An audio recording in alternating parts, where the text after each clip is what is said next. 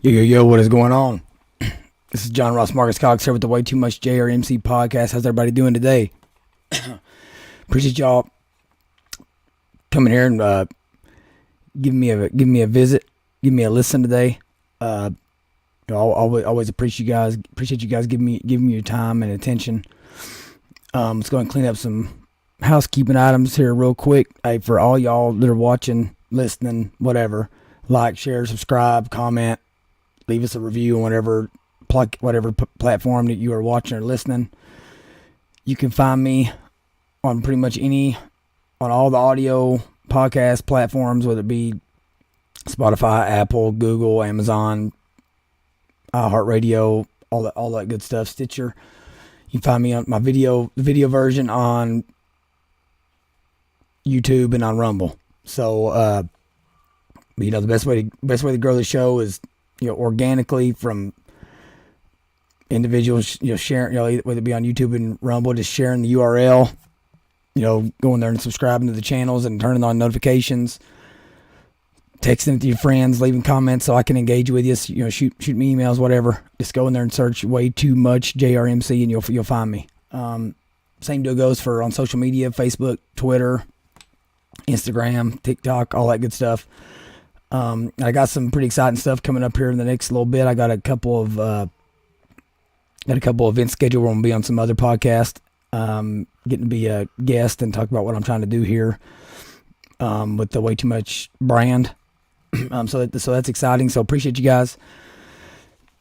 Obviously, it has been now a little over a week since the elections, and I'm just going to tell everybody right now, I just don't ever see myself being that guy that comes on and immediately opines in the heat of the moment and gives you my analysis immediately as soon as something happens, because I feel like that I would rather wait and let the dust settle and have time to gather myself.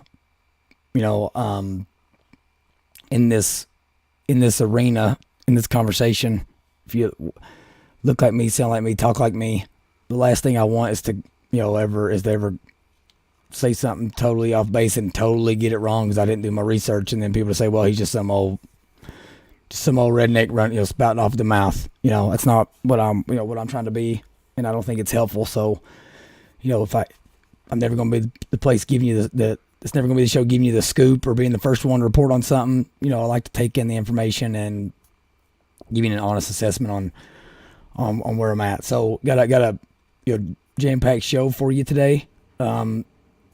Just to kind of start off, I'll kind of tell you where my head was at this time, not this time, but, at 10 p.m. on Tuesday night last week. Probably the same place that a lot of y'all were at. I was expecting some big Republican wave and some, like the red wave taking over, and it's taking over the U.S. Senate, U.S. House, all that stuff. Hope to take over school boards, especially here in Jefferson County, all that stuff. Obviously, a lot of that didn't come to fruition. So my initial thought was, man, we failed, and we were off track on where we thought the electorate was. I assumed, because I was listening to the news, that that people all over the country were saying they were in favor of abortion on demand, and because of the constitutional amendments that went down, and that people weren't wanting to protect our elections and weren't worried about election integrity. I assumed that liberty candidates and the message of freedom and personal responsibility, all that was that wasn't a winning message. I assumed that Trump's endorsement was a what's I'm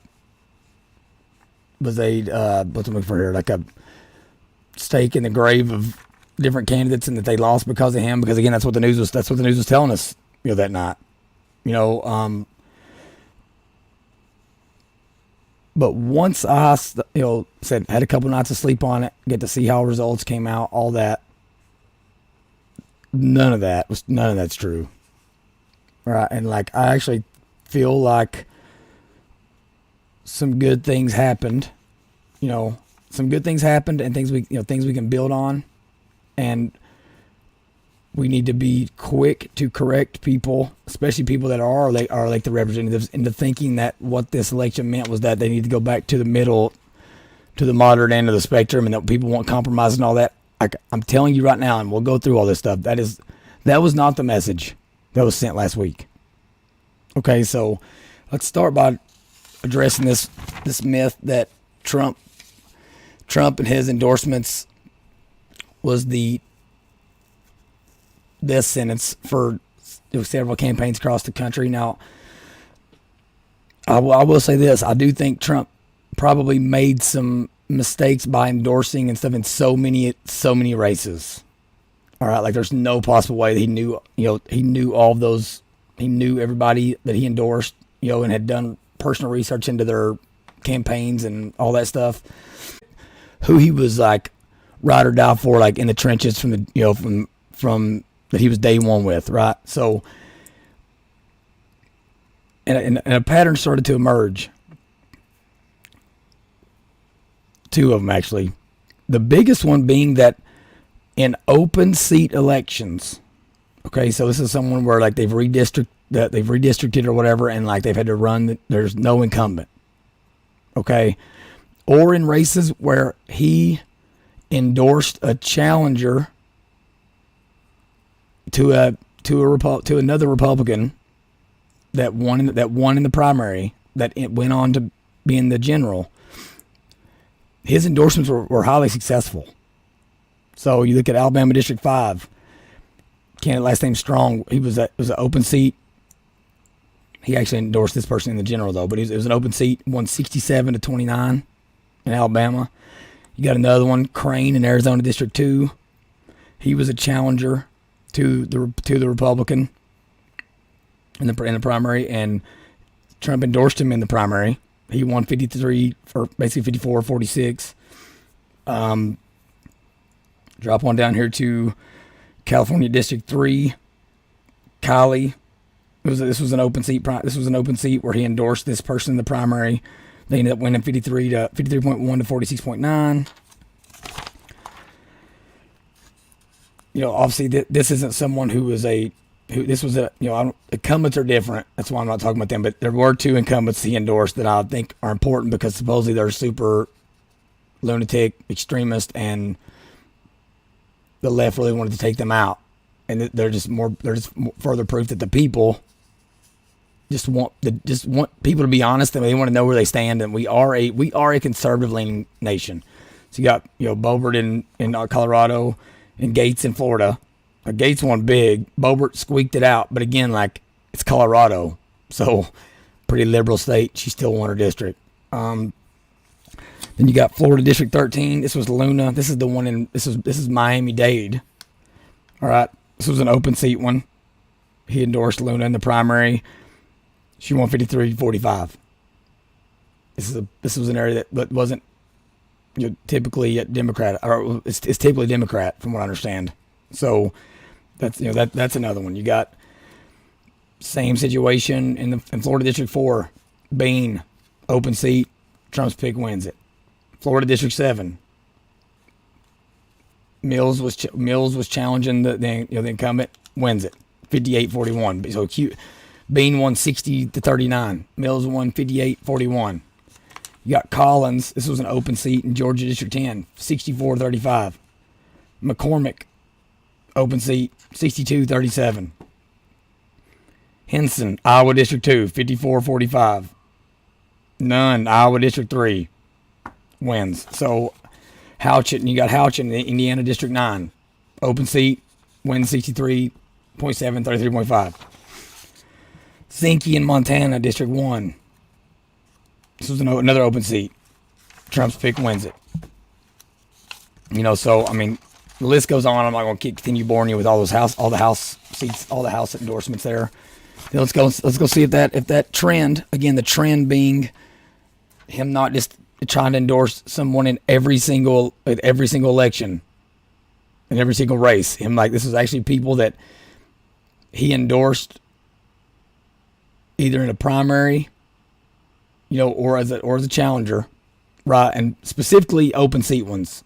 And I'm going to talk about that again later on when I talk about a Kentucky race here. But open seat, Alabama, Britt wins 66-30. All right, then you got Shabaka. I don't know if we know that they won or not yet in Alaska, but had a huge showing. It's like against Murkowski. You got, it's going to hurt. You got Bud in North Carolina. Open seat, endorsed Bud in the primary. He wins 50-47 in the U.S. Senate. You got Mullen in Oklahoma special election. It was open seat. Endorsed Mullen in the primary. Wins 61-35. Right, and then the big one, I think this is the big one, especially for our area. Because it's like Ohio's so indicative of, especially, it's so indicative of Eastern Kentucky. It's so similar. And the person that won it is famous for writing a book about Appalachian culture. So again, another open seat, endorsed J.D. Vance in the primary. He wins 53-46. 53-46 that's a pretty big that's a pretty big spread there.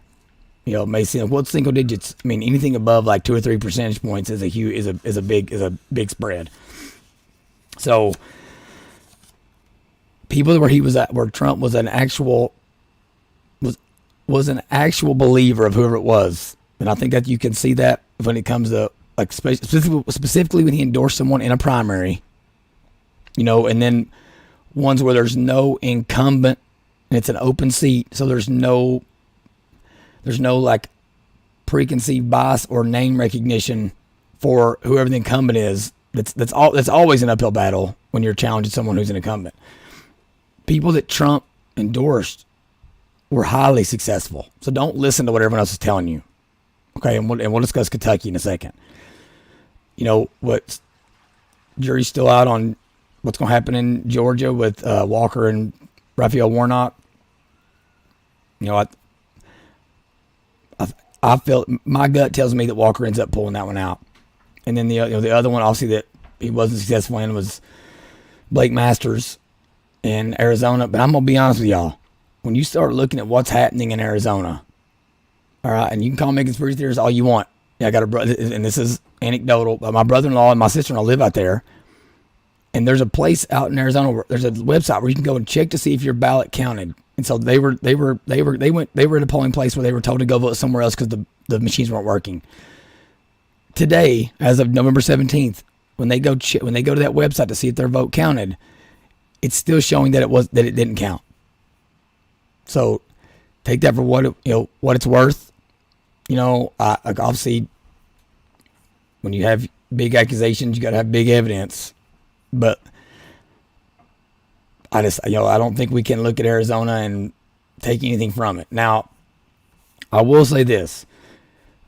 When it comes to like nationwide crazy voter fraud allegations or whatever, like there's just as many surprises that are in favor of the Republican Party as there are not in favor of them. So I want to caution everyone to start jumping off the deep end and saying that everywhere you look, there's crazy amounts of fraud, because if that's the case, then a lot of these wins we're talking about are suspect.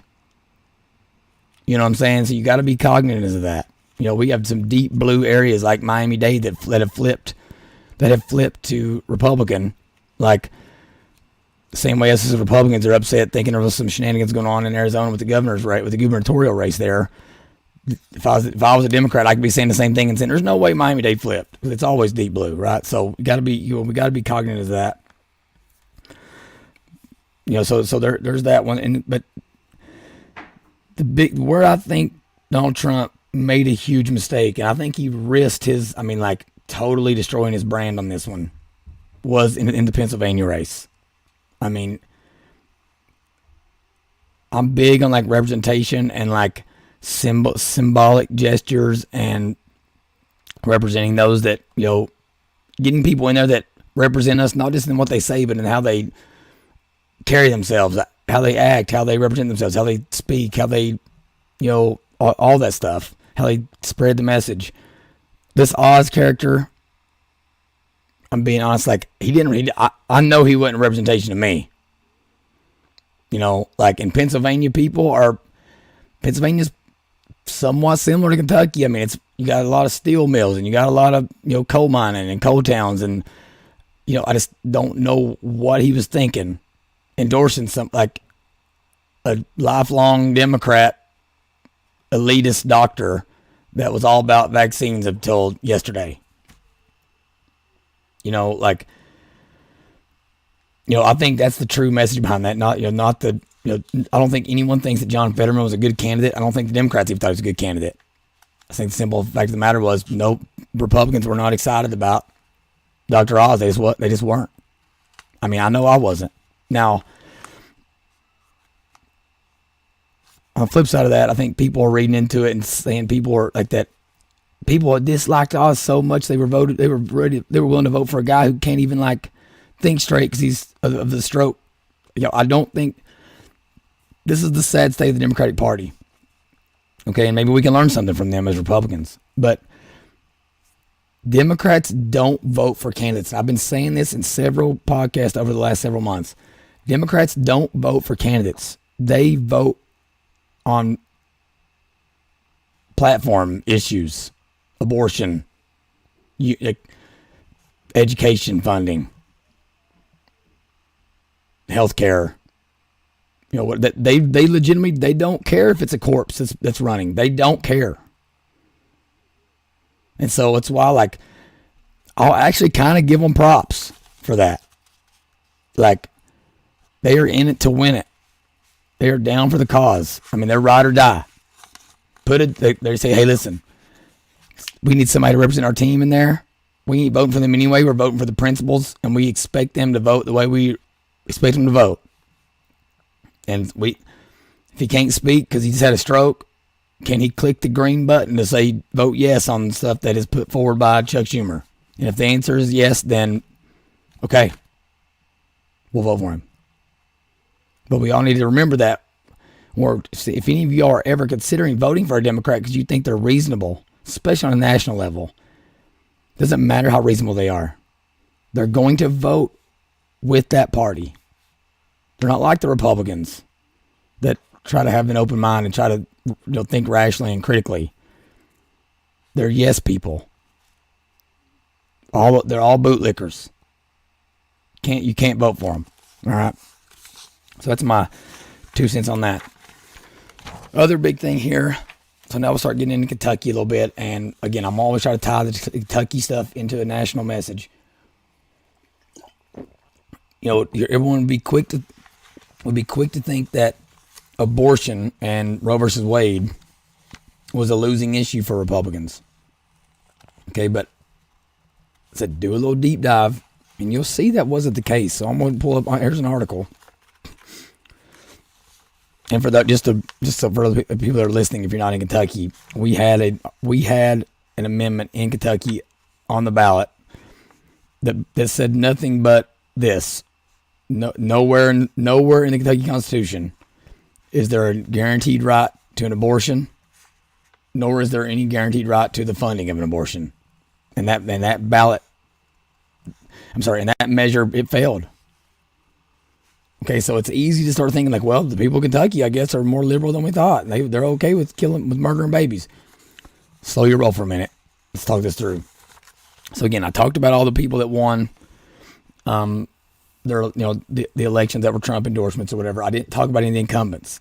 But let's talk about this. So,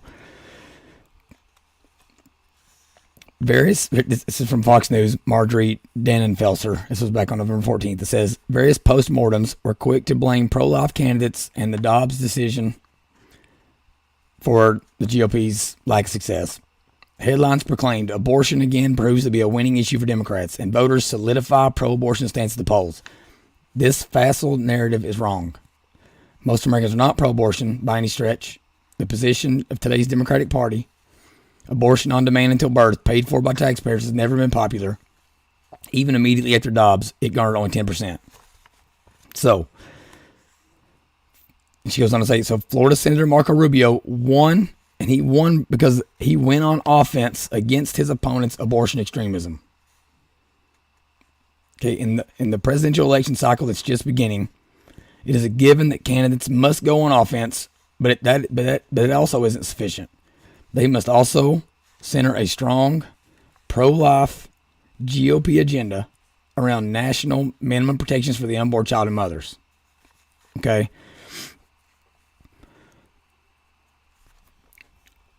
And this is where I'm going to tell you right here why the true reason all these abortion measures that wanted to limit abortion in all the states, and we'll talk about the constitutional amendments across the country here later on as well.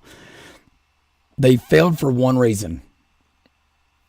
Okay, and this is also one reason I think you didn't see much broader success in the party. The Republican Party is terrible at focusing their messaging and giving candidates a clear message to attach themselves to. Instead, they want to try to target money into specific races to get specific people elected instead of saying, okay, this is an issue we think, first of all, can win, but most importantly, here's an issue that we think our voters are actually in support of, so we're going to spend money on this. So, listen to this stat. During this general election, Democrats spent an unprecedented $391 million on abortion-focused TV ads alone. Compared with, listen to this, only $11 million on the GOP side. So Republicans were outspent 35-1 by Democrats on abortion-related measures.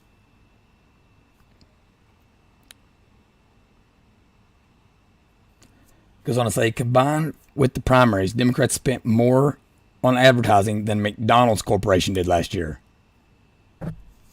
Let that sink in for a second. The Republican Party wants to have their hands in everybody, in every pocket, in every issue. Instead of saying what key issues, for the Democrats, you got, again, it is women's reproductive rights, whatever. Okay, it's that. It's healthcare. It's a living wage or whatever. Okay, and it's scaring old people into thinking that Republicans are going to take away their Social Security. Maybe there's one or two other ones, but they keep it to a handful of issues, and they spend all their money on those things, and they allow whoever's running across the country to attach themselves to those things. So each individual candidate doesn't need as much money when they can, and doesn't need as much help in those situations because they can just piggyback off of that. But it also makes it clear when those people get in, hey, when this stuff comes up for a vote, this is what we expect of you. We don't expect freedom of thought. That's what the Democrats, there's no freedom of thought. There's no war of ideas inside that caucus. Zero. Okay, and you may say, well, what's that $350 million go towards? What do you mean by abortion-related spending? What I mean is they will spend $391 million lying to people. Okay, on the GOP side, we're spending $11 million just trying to tell people ineffectively what we're about. We don't do it in like an efficient manner. Okay, Democrats, they spend their $390 million lying about what you're doing and what's being done. So this is from Protect Kentucky Access. Okay, this is an abortion mailer we got, and I'll show it to you. It sits right here. Okay, so this year Kentuckians will vote in important elections from the Senate to the state Supreme Court, and this year abortion in bold is on the ballot. Learn about Amendment 2. This year, there's a critical referendum that would decide the future of abortion access in Kentucky. A yes vote, that's what they say on here, supports a total and permanent ban on abortion with no exceptions for rape, incest, or when the mother's life is at risk. And then a no vote protects the legal right to abortion. Look at this. Now, I told you, all this amendment said in Kentucky was that all it said was there is no specific language in the Kentucky Constitution that guarantees the right to an abortion, nor is there any wording that guarantees the funding of an abortion. That was it. It did nothing. It didn't say anything of the matter of whether morally is abortion good? Is there going to be a law passed in 2 months by the legislature that would allow abortion up to 40 weeks? Is there a law that's going to be passed that outlaws abortion altogether? Is there going to be a law that bans abortion with no exceptions for rape, incest, or when the mother's life's at risk? It had none of that in there. But again, the Democrats don't care. And the Republicans aren't smart enough to get ahead of it and say, okay, when we do this amendment, we got to put in there, none of this wording is in there. Therefore, the power is left for the legislature to enact laws with exceptions for protecting the life of the mother. I mean, like, put something in there like that.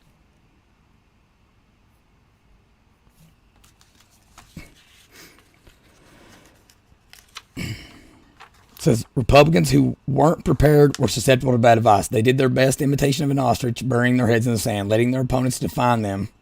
Dr. Oz is lost in Pennsylvania and Adam Lexalt in Nevada are two disappointing examples. For Democrats who spent millions casting their opponents as heartless villains who don't care if women die and were met with silence or a weak response, lying worked. But for those whose Republican opponents, if you let them say that about you without refuting it, you lost. But for those whose Republican opponents not only strongly refuted those accusations, but also went on offense and challenged them to defend their actual agenda, pro-abortion extremism became a liability. It's not pro-abortion, it's pro-child murder. Let's be honest here. Republican Senate candidates who won were clearly the reasonable adults in the room on abortion policy, including Florida Senator Marco Rubio, North Carolina Senator-elect Ted Budd, and Ohio Senator-elect J.D. Vance. They exposed their opponents as extremists who support abortion on demand without limits, in contrast to a well-articulated pro-life position centered around consensus measures, such as protections for unborn children when their heartbeat can be detected or they can feel pain.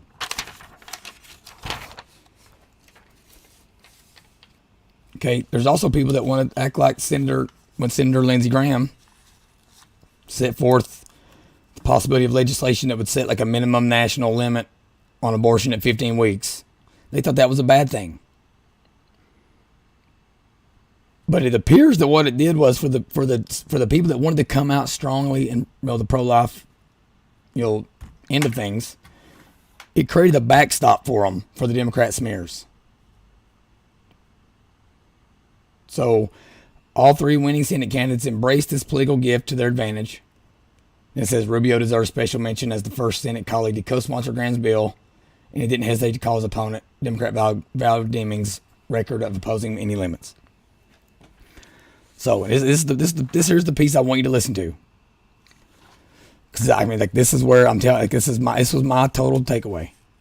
The clear takeaway for GOP candidates entering 2024 presidential cycles is this: if you want to win, winners define their opponents. They do not sit back and wait on their opponents to define them and then react. They define their opponents. They contrast their extremism with a well-articulated pro-life position.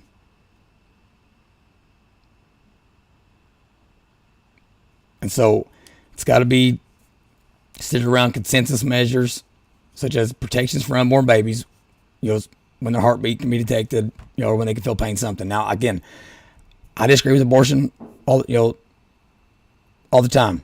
But again, I think it's going to be hard to get people to vote for something if, like, we aren't willing to say, okay, well, we're at least open to a conversation for when someone's daughter gets raped.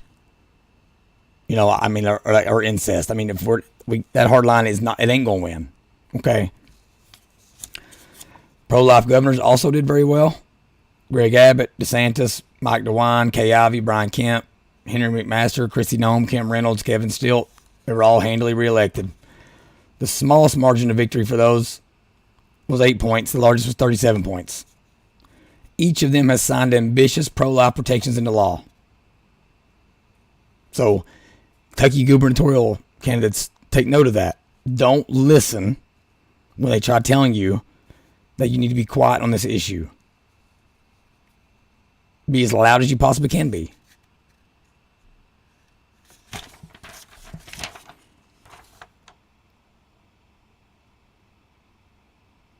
And I'll end on this. The author goes on to say, President Joe Biden, in his reaction speech Wednesday afternoon, said, I will veto any attempt to pass a national ban on abortion. He was not asked a single question either about his blatant mischaracterization of GOP legislation or his squelching of democracy. Pro-life presidential contenders won't get gentle treatment. Leadership is critical. Those who don't lean in will find themselves left out. And here's what I'll say about this. I'm also not in favor of national bans on it, national bans and all. I'm not. I ain't there. I don't want that happening either. So I don't want. For me, the best compromise and what the founders would have wanted was for each state to, if it's not specifically in the U.S. Constitution, it's supposed to be left to the states. And then if a bunch of states start making decisions that other states just morally and think are reprehensible, all the states have to always keep in mind that, hey, listen, there's nothing holding us together except our agreement to stay on the same team based on common principles found in the U.S. Constitution and just like cultural cohesion. It's all that's holding us together. There's nothing that says like we've had a civil war once. I'm not calling for that. I'm just saying like that's why it's why it's always an option, because there's got to be some consequences. There's got to be a way to show other people that you're, when it comes to election integrity, like with these mail-in ballots and all that. Like eventually there's got to be some real repercussions saying, listen, if we're not all going to have like similar ways on how we're doing our elections, we just can't be a part of this anymore. Like I just got back from a football tournament. 9U, so it means they're 10 years old or under, football tournament. Before we could play games, I had to show up with notarized birth certificate, picture of the kid in his uniform. They had to be in their uniform when they got there. They had to answer questions from the birth certificate, and they had to weigh on a cattle scale to determine if they were overweight or not for being able to run the ball.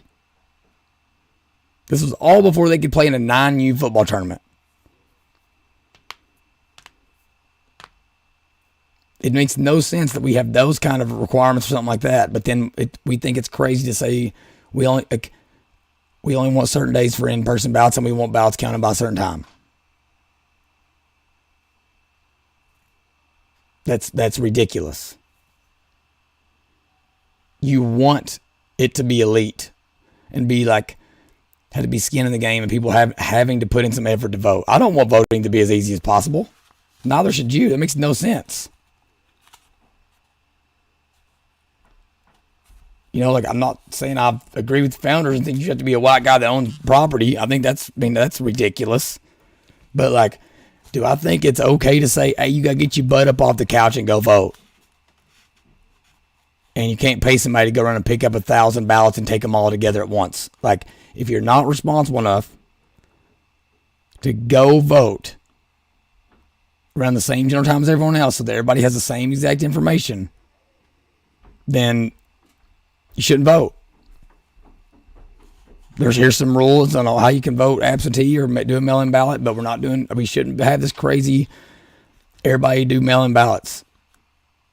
Okay, and so like that was my other takeaway from this election is like we continue to culturally, I think things are going to get worse before they get better. But we got stuff going on in other states that I just don't know how I don't know how you continue to be on the same team. Like if your quarterback wants to throw the ball all the time, never wants to give the ball to your running back. Whenever there's a hole you can drive a truck through for your running back to score a touchdown, why would that running back not want to change teams? I mean, let's just play this out. Like we all got to have some similar values here. So let's go through some different ballot measures. So you got Arizona. They had a ballot measure, Prop 309, where this law would require voters to write their birth date government issued identification number, and signature on a concealed early ballot affidavit. Require photo ID to vote in person, and also require the Department of Transportation to provide without charge, so free, a non-operating ID license to individuals who request one for voting purposes. A yes vote approves requiring additional voter ID measures for early ballots and requiring voter ID for in-person. A no vote rejects additional voter ID requirements for early and in-person voting. That measure was shut down. Again, I want to remind you, I just had to make 9-year-olds stand on a cattle scale to verify if they were allowed to run the ball in a 9U football tournament in rural Kentucky. But we're not willing to say, okay, we'll give everybody a free ID card. You get a free one. You don't have to pay. That was always the thing. What costs money for a driver's license? Some people don't have a card. Even ID cards, they're $20. Nope. This would have made them free. Arizona said nope. No more restrictions.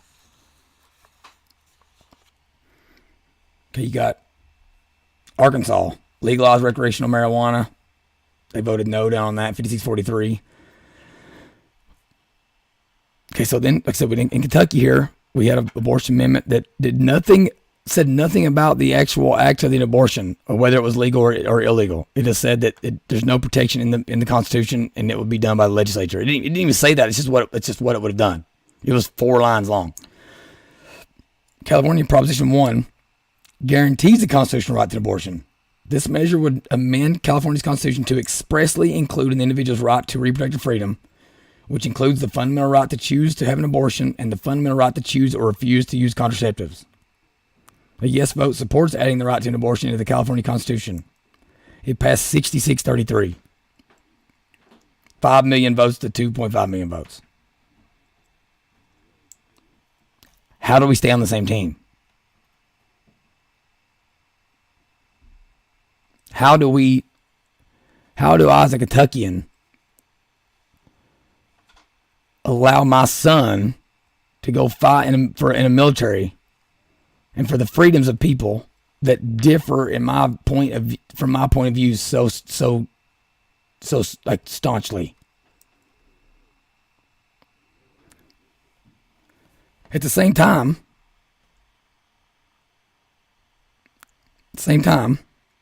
California, overwhelmingly, by even larger margins, voted down even allowing legalized sports betting on tribal lands. And even, so that was 68.5 to 31.5.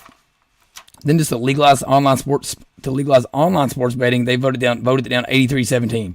So they want you to be able to choose to kill a baby, okay? But they don't want you to be able to choose if you bet on a football game.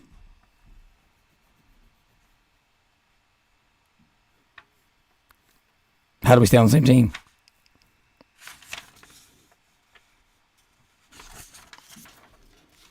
My other thought on that is like, maybe this is terrible of me saying, but again, this is about way too much JRMC, and like, if you think I'm wrong here, tell me. This whole tribal lands thing, this is 2022. Like, we shouldn't be allowing certain businesses to operate on tribal lands, but not allowing other Americans to run the same type of business on non-tribal lands. I mean, to me, that's like, am I wrong on that? I mean, that's crazy to me. Could you imagine if we said, okay, you can you can have horse racing in neighborhoods with majority white populations, but not in majority black populations? We'd all be up in arms, myself included.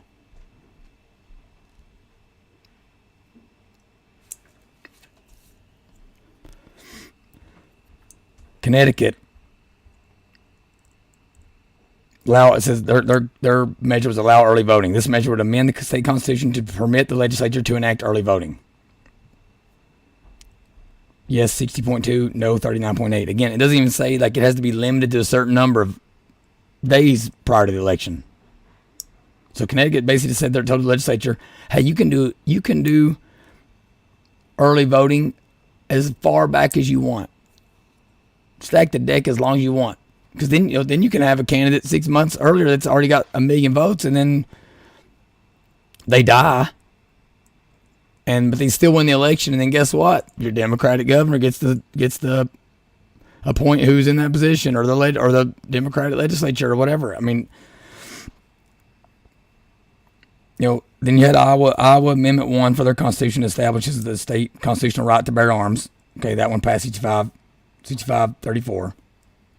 So that's obviously a good one. And I think the fact that every state doesn't already have that in there, the fact that there's certain states that are having to add that in their state constitution tells you how far the U.S. has gone, because certain places like Iowa that are super rural just assumed they would never have to put that in their state constitution because they just assumed it was in the U.S. one, because it is.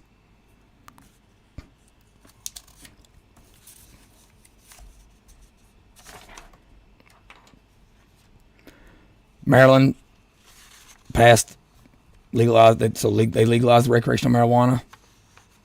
Okay, like here, Michigan to me is the one that is very. I mean, Michigan continues to be a problem.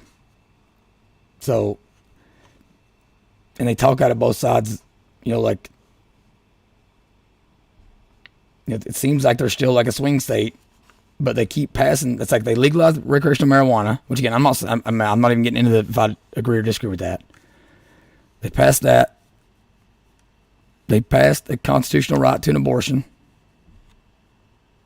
and they expanded voting access and policy. So this amendment would add several voting and election policies to Michigan Constitution. It would require 9 days of in-person early voting, require state-funded absentee drop boxes. Go watch. Oh my gosh, what is it? The Mules. I could think of it if I wasn't doing a podcast right now, but it's on Dinesh D'Souza's Rumble page. Require canvass boards to certify results based only on official records of votes cast. And listen to this. And provide that only elected officials could conduct post-election audits, among other changes. So, as long as your party has its own election, as long as they're in power and they have their own election officials, they passed an amendment that says no one else, no third parties. The legislature can't even require someone. So let's say the Republicans take over the legislature. They can't even have a third party audit election results at any point in the future, because now it'd be illegal. It can only be elected election officials.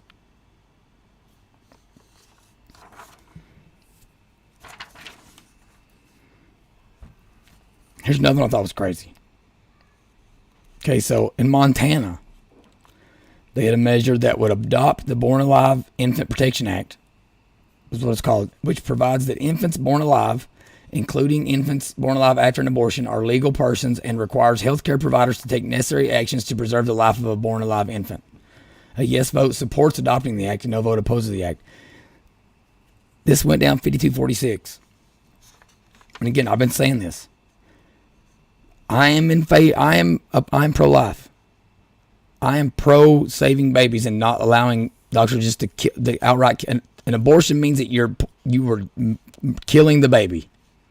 You weren't ending the pregnancy. You weren't trying to save the mother's life and incubate the baby outside that. But if we're going to do that, we gotta guarantee some minimal type health care for these babies that are being born. Okay, so it's like Montana, you can't have your cake and eat it too. I don't want babies having to be born and like suffer.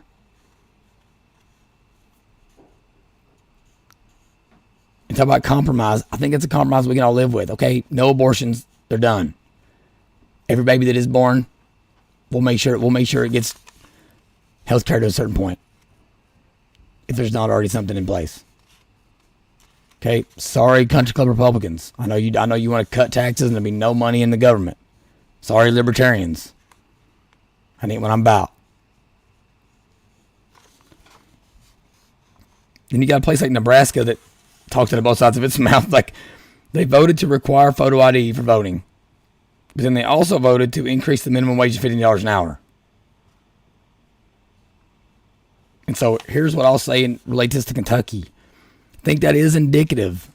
Like I just said, where I'm all for saying, okay, the Infants Born Alive Act means that we got to help. We might end up having to pay for some health care for some babies that wouldn't have been born otherwise.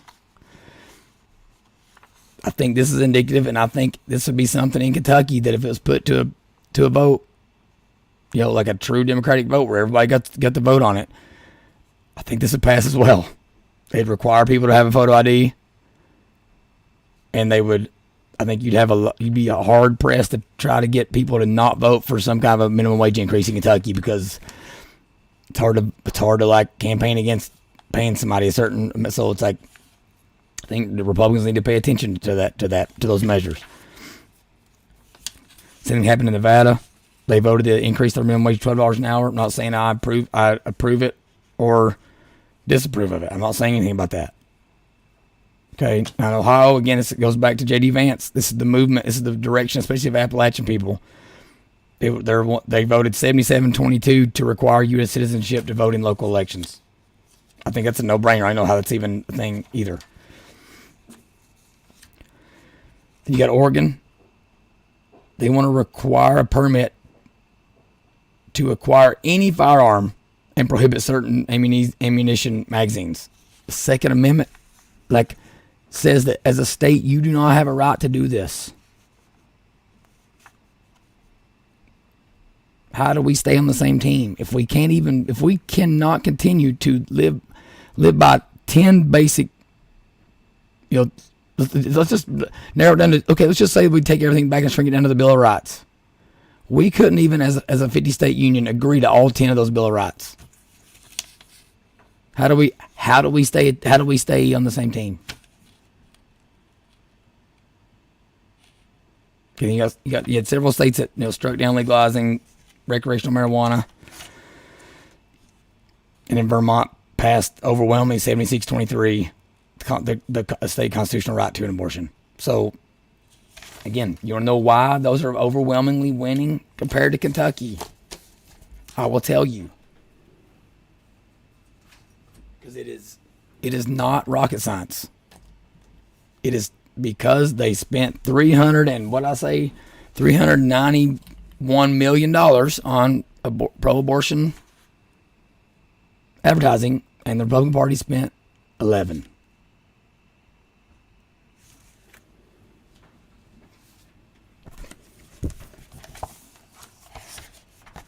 Now let's talk about the Kentucky Amendment a little bit. Here's what I think is interesting. You go in here and you look at who voted for who and who voted for what amendments, that kind of thing. Here's how I know it's simply a spending problem, that we didn't spend enough and the messaging wasn't there. And that, again, Kentucky Republicans are still so skittish. Just say what you mean and mean what you say. Rand Paul got 928,469 votes in these midterms. Okay. 928,000. Amendment 2, that would have made it clear to our Supreme Court that's deciding the case right now that there's no constitutional, you protect the right to an abortion in the Kentucky Constitution. It only got 702,000 votes. That's a 226,000 vote swing from Rand Paul. How on God's green earth does this amendment get 24% less votes than Rand Paul does?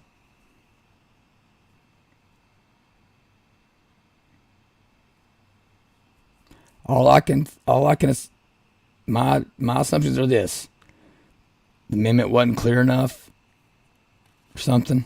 Okay, it was buried under a second constitutional amendment that was way too long and way too cumbersome and should have been separate. And again, I know they can't pick and choose when they do stuff, and the timing just wasn't good. Okay, and then you got the fact that you didn't have the Republican parties of each county and the RNC putting money into Kentucky and telling people, here's what this vote does. 928,000 Rand Paul votes. 702,000 Amendment 2 yes votes. It's 24.35% difference. The other takeaway I guess from that would be, hey Rand, you knew you were going to win hugely in Trump speak. Why didn't you say specifically, hey, if you're voting for me, make sure you do one other thing. Flip that ballot over, look at the bottom right of your paper, and bubble in the yes. Why didn't you do it? I don't know. I know he's pro-life. The other thing is, and this is for my Eastern Kentucky people, my rural Kentucky people, in the cities, we need you to impose your will on us. The amendment only failed in Fayette County, which is where University of Kentucky is, Lexington, Kentucky. Franklin County, which is our state capital seat, and Jefferson County, which is our largest urban area. It only won in those three places. It went down overwhelmingly in every other county.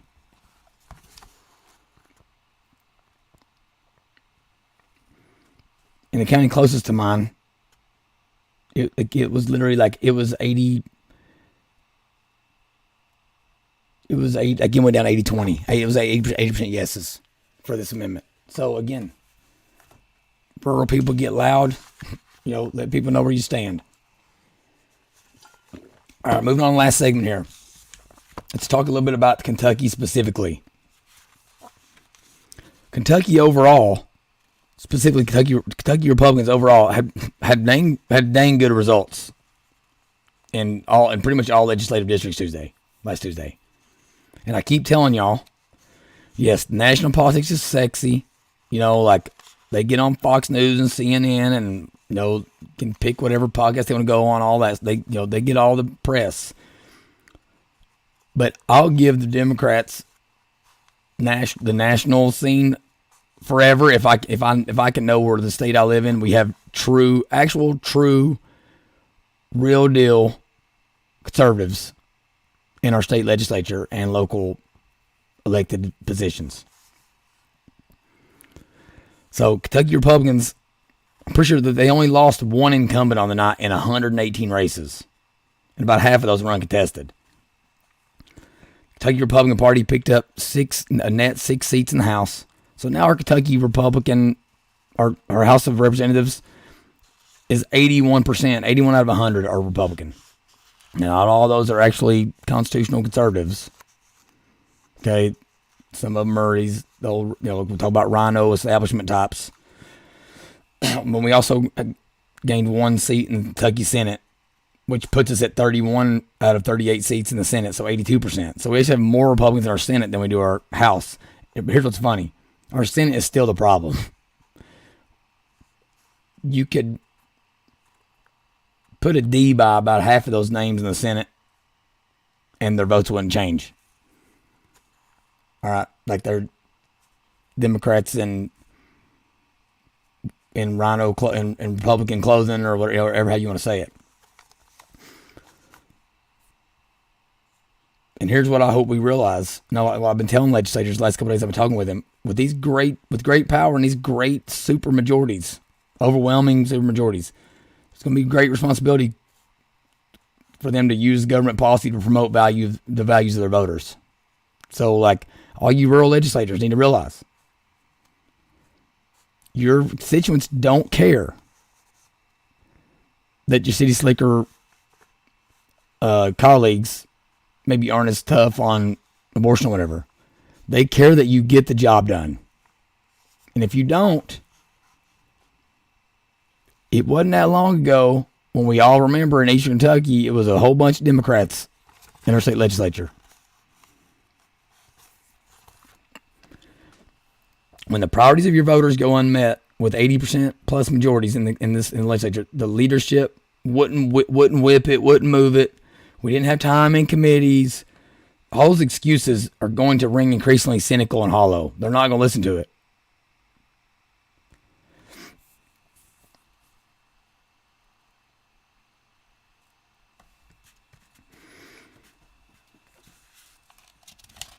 well, I'm going to let's go into the state stuff again before I start talking on the national stuff. So, as far as Liberty candidates go, is what that's when I talk Liberty candidates, I'm talking to constitutional conservatives, Christian constitutional conservatives. Basically, won every race they could have reasonably been expected to, and they converted all their major primary successes into expected results. So again, we talked about back with the Trump stuff. Anyone that he endorsed in the primary that went on to the general, most of those people won. Because other than Oz and maybe one or two others, people that Trump endorsed were people that were willing to say what they mean what they say. Rand Paul, Thomas Massey won big. All contested incumbents. So this is state house reps: Walker Thomas, Felicia Rayborn, Savannah Maddox, Matt Lockett, William Lawrence, Ryan Dotson, David Hale, Shane Baker, Bill Wesley. All of them won convincingly. Steve Rollins, Marianne Proctor, she was uncontested. Steve Doan, Candy Massaroni. They all won, but even more so, this rings true to what I'm talking about on the national level. They are people that won their primaries, many of which beat out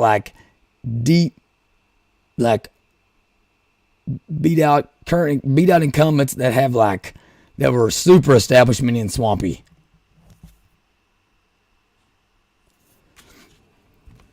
Rebecca Raymer claimed an open Kentucky House seat, and you got Robbie Mills and Gex Williams that both won their Kentucky Senate races. We also had someone, Kim Holloway, who's never held office. Okay, ended up getting something happened where she ended up having to be a write-in, couldn't even get her name on the ballot. She still managed to get 20% of the vote against a House committee chairman. So this is the chairman of a committee in our Kentucky State House of Representatives. She got 20% of the vote as a write-in. Don't tell me that the MAGA movement is dying. It's not. They're trying to make you think like that.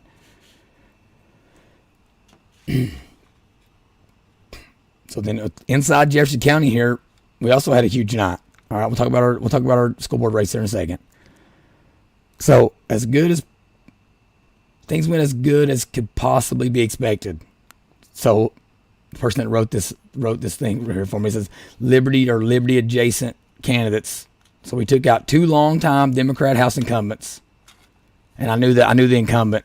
I knew he knew his days were numbered because again, I personally seemed like a nice guy, and he was very cordial with me and was always willing to talk with me and stuff. But I could tell he knew a couple months ago that he was probably on his way out because he was like, just continue being who you are and stay true to your values. And we, as a Democrat, we all appreciated how you handled yourself when you were down here with us in the building.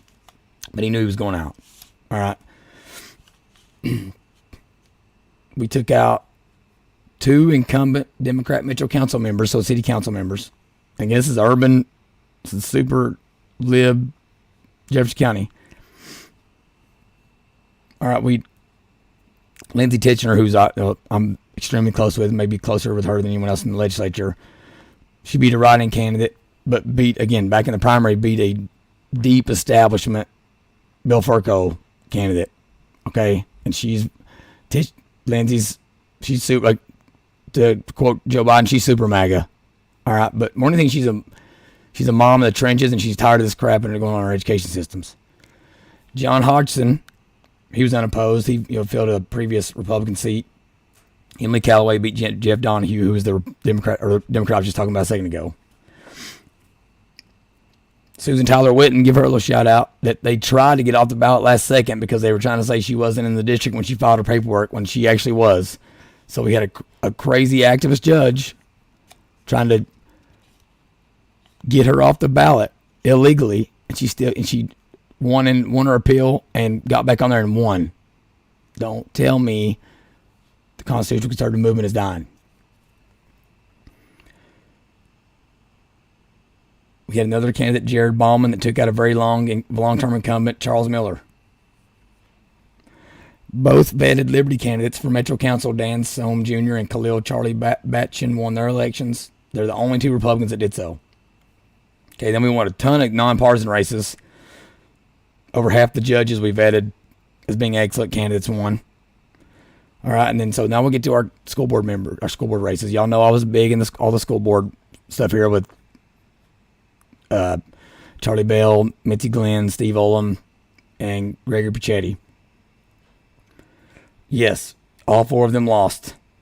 Okay, and that sucks, obviously, and it was killed our momentum. But look across the country, Miami's school board flip. I read something. I got an article here from like a bunch of Minnesota liberal school boards flipped. Had some stuff in California happen. So there was success all over. Again, I think that in time we need to do research and try to contact these other groups and find out what they did differently than us to see where we maybe slipped. But just like with the abortion discussion, you're outspent $390 million to $10 million. What do you expect? All right, well, 2 of our races with Steve Olam and Misty Glenn, they damn near won. Steve Olam especially, he damn near won. And the Jefferson County Teachers Association Union Political Action Committee, it's called Better Schools Kentucky, they put in over $700,000 into these 4 races, almost $1 million. Steve Olam's opponent had like over $150,000 raised, and Steve had like 10. And he still only lost by, it was like 12,000 votes to 11,000 votes. So considering that money difference, the performances of especially of Misty Glenn and Steve Olam they were remarkable. It was a remarkably competitive race. Both races. But again, money talks, and guess what? Lying works. And I think that one thing, especially on our school board stuff, that we could have done.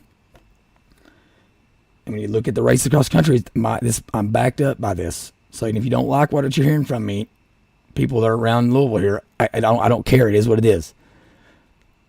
We got to be more forceful in the future on where we stand on all issues. Okay, school board stuff, yes, we got to be forceful on where we stand on educational stuff, but people also need to know where you stand on other things as well. Because at the end of the day, you're just trying to get someone to vote for you, and to believe that you will vote their values in whatever position it is that you're running for. People may not even know what a school board member does, or a city council. They may not know what a magistrate does. But if they know you are pro-life, they can say, okay, well, if they're pro-life, they're probably aligned with me on everything else, because if you're not pro-life, I know for damn sure you're not aligned with me. Okay, but then you just look around us, Oldham County right next door to us.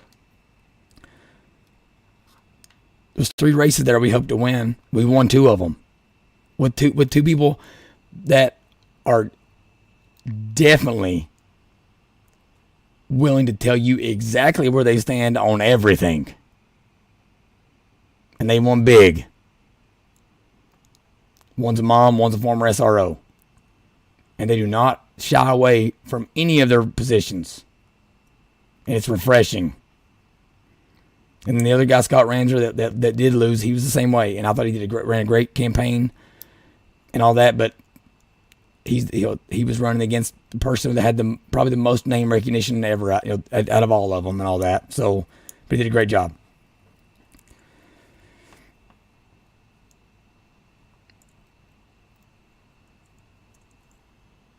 So again, money matters. Messaging matters. Whether it's school board elections or if it's abortion amendments on your Constitution. Republicans, you got to get focused and spend your money more effectively and efficiently. Okay, that'll lead me to my last segment here. And I'm going to go back to start with a national level. This is two things that haven't really been significantly covered, I don't think, and were 2 important core messages you're not hearing in the media. Number 1, Republicans actually had a huge surge in people voting for their candidates. So over 6 million more people voted Republican than Democrat. Think about that. Over 6 million more people voted Republican than Democrat. That's an absolutely huge pro-Republican gap. Democrats are always screaming about the popular vote. Well, and that they'll say, well, all those, it looks like, landmass wise that U.S. is Republican because that's out in all the places where there ain't no people. It's red.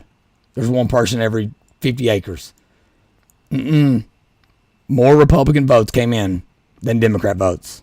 6 million more of them. Don't tell me the constitutional conservative movement is dying. Don't do it, because you're lying to yourself. There's a second one. Democrats were way smarter in their use of data, better funded, better organized, and they basically were able to convert that deficit, that 6 million vote deficit, into a draw. So Democrats always bring up that they have won the electorally meaningless popular vote for president all but one time in the 21st century. This is proof, and we're on the losing end of this as Republicans. Getting more votes is cold comfort if it doesn't translate into electoral success. So we needed those 6 million votes spread in different places.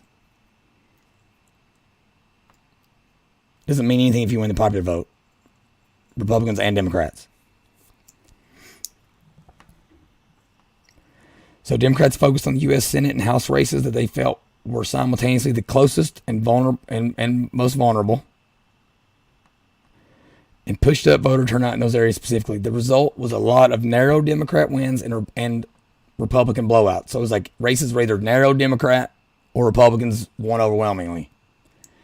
In particular, they utilized well-organized, mostly union-dominated, volunteer get-out-the-vote operations, coordinated door-knocking, sign-waving, ballot harvesting, especially in the swing states that have extended early voting periods and high rates of mail-in balloting.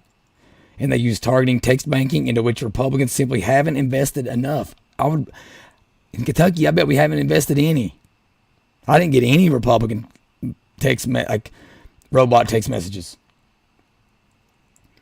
They also boosted less electable candidates on the Republican side of the primary. We still don't know if that was successful. Here's what we'll say. What it does prove is Democrats are showing us they're willing to think outside the box. They're willing to take their own money and invest it in Republican candidates that they want to win their primaries so they can run against them. That's very non-traditional. But we all got to think outside the box. Okay, like in these areas where it's like when it comes to voting operations, I don't care if we don't agree with early voting and mail-in ballots. Right now, it's happening. We absolutely have to utilize it to our advantage. We can't cut off our nose to spite our own face, and we do that all the time.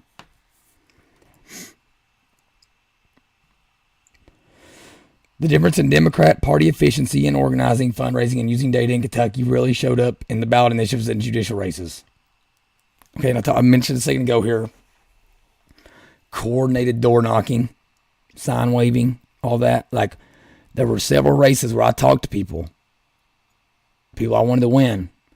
They didn't even know how many votes they needed to win the race.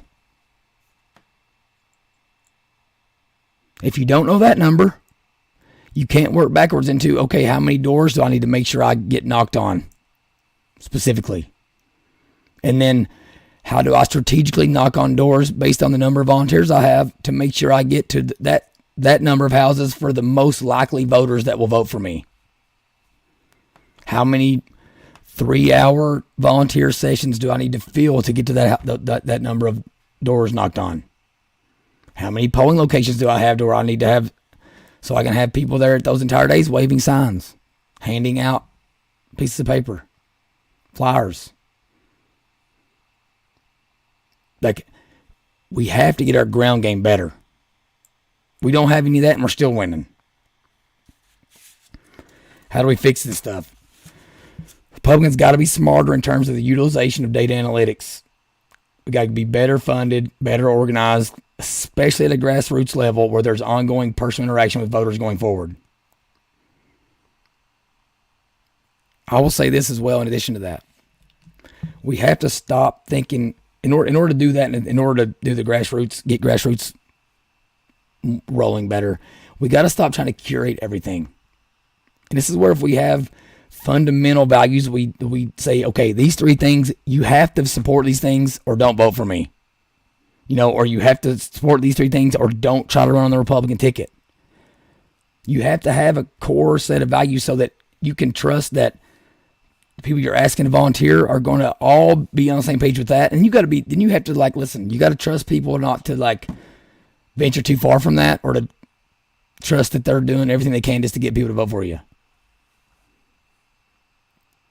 But again, if no one knows where you stand and you're worried about what every single person's saying on every single issue, you're going to think you can get out and knock on every door, and you can't as a candidate.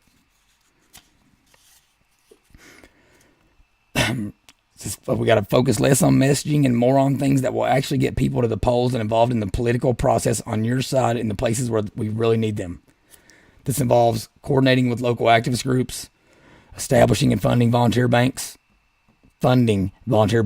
paying people to do things for you, putting in infrastructure to enable ongoing face-to-face interactions with people in urban communities, facilitating grassroots small donor fundraising, investing in data and technology infrastructure, getting our message out, bypassing a hostile media.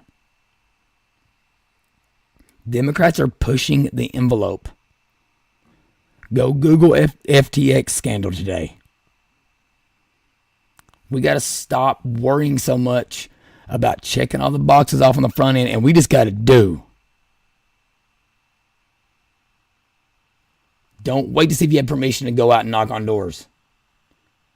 Don't wait to see if it's okay if a civilian gets involved and starts talking about who's going to be your House and Senate leadership on a state level. Stop asking for permission and just do things.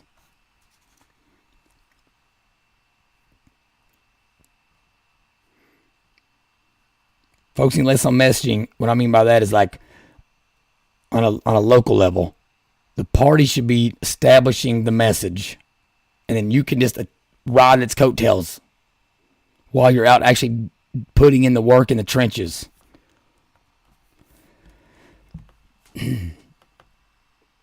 Bypassing the hostile media is key as well. What am I doing right now? I'm trying to build a group of engaged listeners, followers, okay, that aren't interested in getting their information anymore from mainstream sources because they lie to us, or they just don't talk about it at all and act like it isn't happening, period.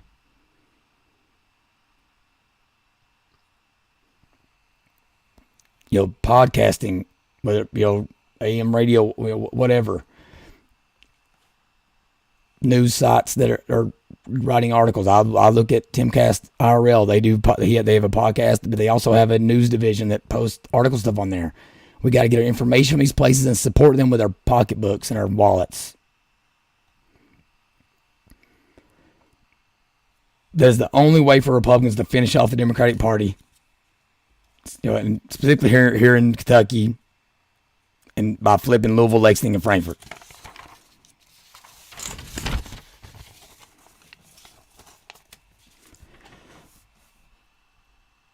This is my last thing. All right. We faced a massive deficit in the Republican Party with young people in this election. It was scary. And young people had super high turnouts this time. People may think that we're not attracting young people because they don't want to be a traditional have a traditional American life. I don't think that's the case. I think it's the fact that we dance around promoting that so much that it makes it seem suspect because we're so afraid of making people mad or hurting people's feelings. Republicans got to do a better job promoting traditional family values and promoting the formation of traditional families and creating viewpoint diversity, parity, and affordability in our especially educational systems. It's nothing new that Republicans generally haven't done well with racial minority groups, except for perhaps Cubans and Venezuelans and maybe Asians. That did continue, but we did make huge inroads with African American males. We jumped like 8 or 10 points. But Republicans lost single women by a margin of 37%, despite winning all the other combinations of sex and marital status. Married men, they went Democrat 39%, Republican 59%. Married Democrat 42%, Republican 56%. Unmarried men, 45% Democrat, 52% Republican. Unmarried women, 68% Democrat, 31% Republican. I don't know the answer to this, but if we have one problem that we have to figure out how to solve, it's that. Moms and dads, I don't know, maybe stop worrying about how upset your daughter's going to get when you talk to her about traditional stuff and about not having sex and how abortion isn't something to be thinking that she has in her back pocket, because even if it's legal, having one is going to hurt you psychologically for the rest of your life. Stop worrying about the temper tantrums, teenage tantrums. But it's simply, I don't know how Republicans move forward on a national level and when, get us back on that traditional American pathway when 7 out of 10 unmarried women are voting against those values.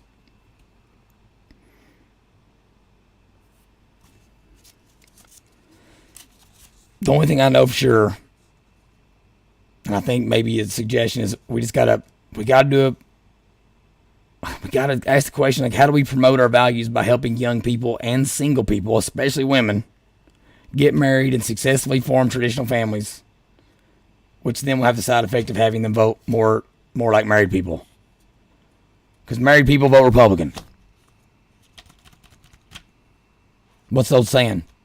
If you're young and don't vote Democrat, you don't have a heart. If you're older and don't vote Republican, you don't have a brain. It's never rang more true here, right? So we got to figure out how to attract those young women voters. So that's all I got for you today. I know a lot of times when I'm doing these, it's like I throw a lot at you, and just sometimes it may seem like I'm all over the place. But again, like my job, I don't see my job as like necessarily telling you how to think. It's just trying to present the information to you in a different way, with a different voice, different point of view. Again, don't listen to the national media when they tell you that Christian constitutional conservatives or constitutional conservatism is a losing message or a losing equation, because I just showed you it's not. The problem is the waffling around of Republicans. And here's what I'll say. I would rather have a Democrat in office at any given moment than a establishment waffle back and forth, fly by the seat of his pants, and go with the political wind, vote the political wind, Republican. That way we can, until we find a true constitutional conservative, it just stays Democrat. So if you are a constitutional conservative, Christian constitutional conservative, don't settle for middle-of-the-road Republicans. Don't settle. East Kentucky, if they don't start getting some stuff done, tell them I'm voting Democrat.